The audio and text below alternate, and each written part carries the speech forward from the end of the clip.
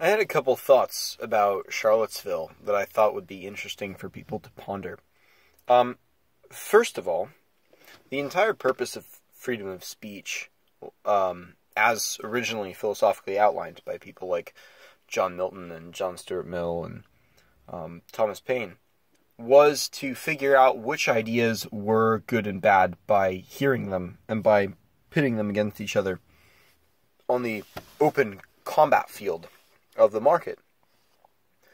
And so there's something a little odd, philosophically speaking, about condemning a group not for what they say, but for what you think they're going to say, and for preventing them from saying it while condemning them for what they say. You know,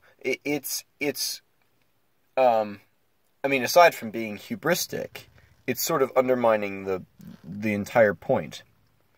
And I think this is something I can expand upon a little bit more later. I might write something about this. And second of all, isn't it interesting how much this story of presumably the white nationalist, because we're pretty sure that's what he was, driving into that crowd, and there's a lot of disagreement about the story of it. I was initially of the opinion, based on how fast he was accelerating into it, that it was intentional. But it looks from the pictures that were taken of it, the event immediately prior, like his vehicle was actually being attacked. Like he was afraid of being Reginald Denny II.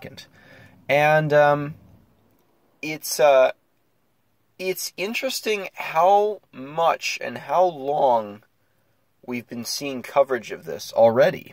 It looks like it's set to be Dylan Roof 2.0 right here in terms of news cycle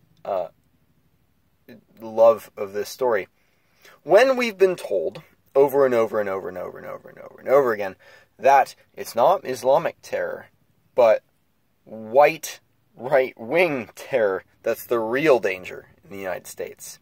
I mean, Aidan Cassiel over at Countercurrents has debunked that idea. But isn't it interesting how, if that really were the case, think about how much media coverage is being put on this story preemptively, before we know all the facts, and why have we not seen more stories like this over the last few years? The last big one that I knew of was Dylan Roof.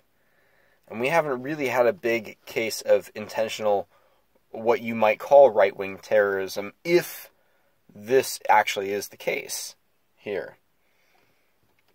And finally, the way, and Eli Harmon pointed this out, that the media has refused to even take the words from the speaker's mouth from previous speech. They just say, we condemn this, we don't, this is disgusting, this is awful, but they'll never say what the atrocious content is.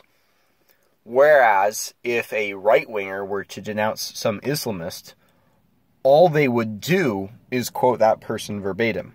Or if we wanted to denounce an Antifa people, we'll just say, look, this is what they're saying in their own words, look at how awful this is, and bam, let them say it.